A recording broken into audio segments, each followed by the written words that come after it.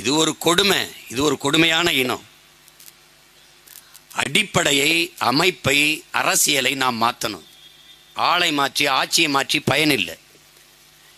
இந்த நாடு ஏற்றுக்கொண்டிருக்கிற இந்த கல்விக் கொள்கை, பொருளாதார கொள்கை, இந்த தொழிற்கொள்கை, இந்த நீர் மேலாண்மை, இதிலெல்லாம் இந்த நீர் கொள்கை, இதிலெல்லாம் நீ இருந்தீன்னு வச்சுக்க, எந்த கொம்பாதி கொம்பை வந்தாலும் இந்த கேவலத்தில் தான் அடிச்சிருக்கும்.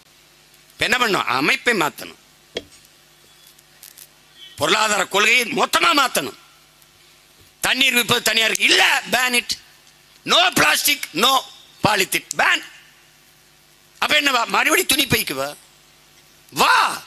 மறுபடி துணி பைக்கு வா, கோணி சாக்குக்கு வா. அதான கொண்டு போன, அதான பண்ண. நாங்கள் சின்ன பிள்ளையா இருக்கும்போது எங்கள் அப்பா ரத்தம் வாங்க போவாங்க, கறி வாங்க போவாங்க, குடல் வாங்க போவாங்க. எங்கள் அம்மாட்ட தூக்கிச்சிட்டு தான் எடுத்துகிட்டு போவாங்க. அதில் கறியை கொண்டு வருவாங்க. அங்கே வாழலையில் கட்டி கொண்டு வருவாங்க. அங்கே பனை ஓலையில், மட்டையில், பனை ஓலையில் அந்த மட்டையை பிடிச்சா அதில் கட்டி கொண்டு வருவோம், பட்டையை பிடிச்சா அதில் கொண்டு வருவாங்க கறியை. அப்படி தான். உனக்கு நொடங்கட்டது எப்படி வந்தது தெரியுமா? அந்த வரலாறு தெரியுமா? கால் எலும்பு, கை எலும்பு உடஞ்சிட்டு அப்படி கட்டினான் தெரியுமா? நம்ம முன்னவனில் ஒருத்தன் கசாப் கடையில் கறி வாங்கியிருக்கான்.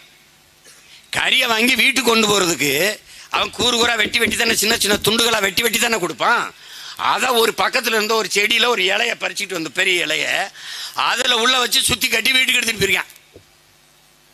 வீட்டுக்கு எடுத்துகிட்டு போய் சரி சமைக்கிறதுக்கு கறியை எடுத்து அலசுவோம்னு பிரித்தா எல்லா கறியும் மொத்தமாக ஒட்டிக்கிடுச்சு. என்னடா வெட்டி துண்டு துண்டா வச்சான், ஒட்டிக்கிடுச்சான்னா இந்த இலையில ஏதோ இருக்குன்னு யோசிச்சாம்பாரு. அவன் தாண்டா பெரிய டாக்டர், MBBS இல்லை, MS, MD.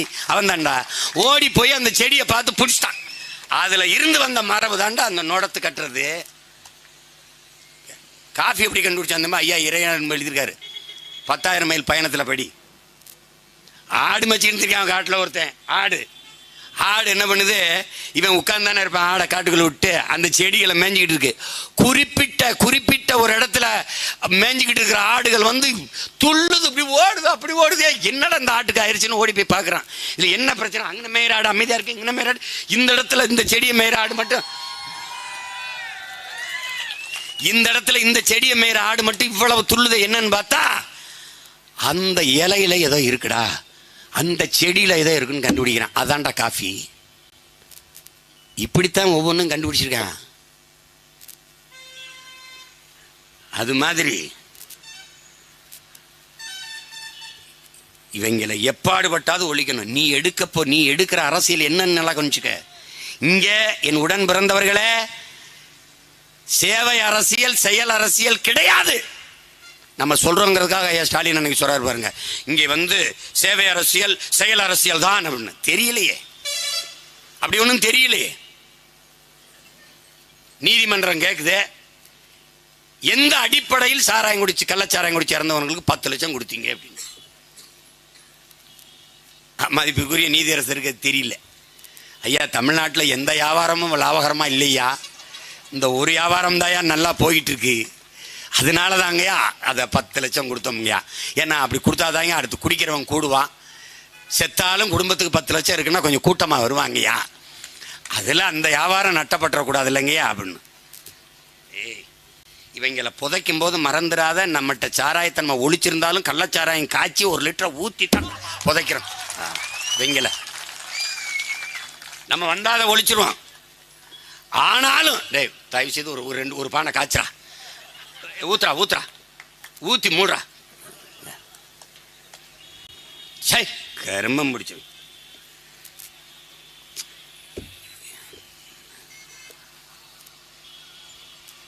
அப்ப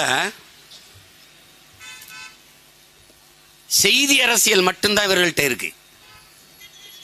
இப்ப பாருங்க, ஒரு சேவை செயல் அரசியல் இருந்திருந்தால் மக்களை கூட்டிக் கொண்டு ஒரு இடத்துல குவிக்க வேண்டிய தேவை இருக்கா? அவர்களுக்கு இப்படி 3000, 4000, 5000 என்று பணம் கொடுக்க வேண்டிய தேவை இருக்கா? சிறந்த சேவை இருந்தால் அந்த தலைவனை போற்றி மக்கள் அவர்களுக்கே வாக்கு செலுத்துவார்கள். இங்கே காசு கொடுக்காமல் வென்றவர்கள் இல்லையா? இருக்கிறார்கள். மதுரையிலே போட்டியிட்ட ஐயா பிடிஆர் பழனிவேல்ராஜனுடைய மகன், நம்ம அன்பு சகோதரர் பிடிஆர் தியாகராஜன் அவர்கள் ₹1 வாக்குக்கு காசு கொடுக்காமல் வென்றார். காரணம், அவர்கள் அப்பா காலத்திலிருந்து அவர்கள் அந்த மக்களுக்கு செய்த சேவை, வேலை, இவர் படித்தவர், நல்லா நிர்வாகம் செய்வார் என்ற மக்களுக்கு இருந்த நம்பிக்கை, ₹1 காசு வாங்காம வேலை செஞ்சார். அதே மாதிரி காங்கிரஸ் கட்சியிலே திருச்சியிலே போட்டிட்ட எங்களுடைய மதிப்பிற்குரிய மாமா திருநாவுக்கரசு அவர்கள் ₹1 காசு கொடுக்கலாம் 4,50,000 வாக்கு வித்தியாசத்தில் ஜெயித்தார். குப்பைகளுக்கு இடையிலே இந்த மாணிக்கங்கள் கிடைக்கும் போது வெறும் மாணிக்கங்கள் ஜொலிக்காதா, மின்னாதா, வெல்லாதா? என்னது? அப்ப நம்ம என்ன செய்யணும்? சேவை அரசியலுக்கு வரணும், செயல் அரசியலுக்கு வரணும். இங்கே என்ன இருக்குது? கட்சி அரசியல், தேர்தல் அரசியல், இதான் நடக்குது.